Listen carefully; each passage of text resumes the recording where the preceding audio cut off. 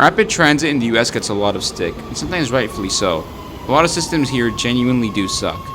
However, I recently visited Washington DC, and while there I got to experience what I really believe might just be one of the world's most underrated rapid transit systems. There's a lot that it does really well and deserves to be talked about, so come join me for a ride up and down the Waffle Tube.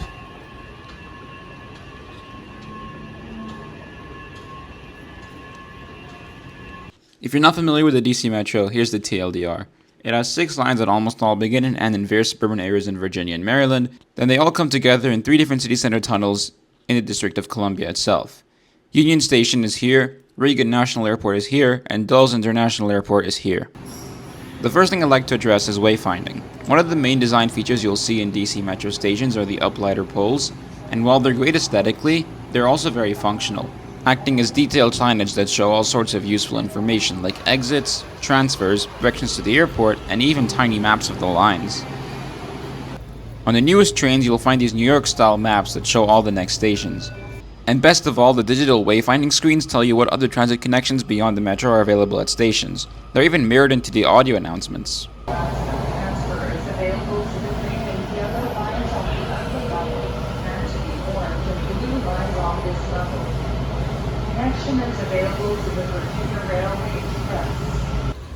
One rather fun feature of design that I really like is the interlocking escalators, which allows you to have escalators in both directions without taking up too much space on the platform. They also took a page out of London's playbook, as in many places you can find sets of 3 escalators, especially useful when one is out of service. Let's talk next train screens. I've seen my fair share of them around the world, and DC's are right up there with the best. Everything you need to know is displayed in a compact but effective manner, and I always like when the screens include the number of cars. Especially important when you have a system that has trains of different sizes.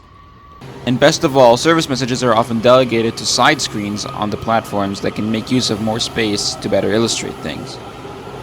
I just wish that there were more of the next train screens, but the stations are so open and cavernous so you can often easily see them from a distance. On top of that, perhaps the screens on the interline sections could scroll to show more future times.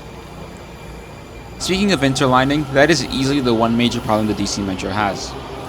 Don't get me wrong, I'm generally fine with interlining as a concept, especially for such a far-reaching system like the DC Metro. In many ways the network is very similar to BART, in the sense that you have suburbs far out served by just 1 or 2 lines each that all converge into city centers, offering really fast frequencies in those corridors. However, of course, interlining is only good to an extent. When you have places on the fringes that need a lot of service, you're out of luck. For example, places like Tyson's Corner, which is a major retail hub, and Dulles Airport, which is, well, the airport, only having 5 trains per hour per direction is appalling. Fortunately, it seems like they're ready to do something about alleviating pressure on the blue-orange-silver corridor. The next month or 2 are pretty crucial to taking input from the public on which of the proposals are the best. If I was the one in power though, I'd be choosing the Blue Line Loop. It will create a new circle line through the core, while also bringing another service to Union Station and connecting some areas that are now completely missed by the metro, such as Georgetown. Aside from being a major neighborhood, obviously, I think it's the only major university in DC that doesn't have a metro connection yet.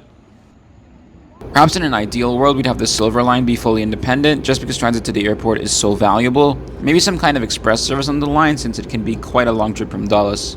But I realize how impractical those ideas are when you're stuck in a highway median and you have the Vienna branch to deal with too. Above everything I've discussed so far though, we are yet to mention the real X factor of this system. Lots and lots of transit-oriented development. Obviously there's Tyson's as we just saw, but I was particularly interested in the 2 Montgomery County cities on the north end of the Red Line. First up, Silver Spring, which has quite a lot going on but is still just a little too car-centric for my liking.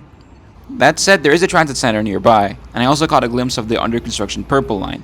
It's had its issues, but it will provide a vital link in the system. Next up is everyone's favorite game studios, Bethesda. Here the transit center is underground, making it more integrated with the metro station. I really enjoyed walking here, much more than in Silver Spring. It's great to see that these sorts of areas are still being added to. That's to say nothing of Rosslyn either, as well as some other places that I didn't manage to film.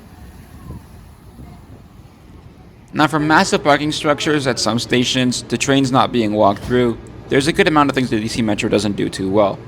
Though I think it's equally worth appreciating just how much metros transform the area. It's allowed massive amounts of TOD in a part of the world where this sort of stuff hasn't really taken off everywhere.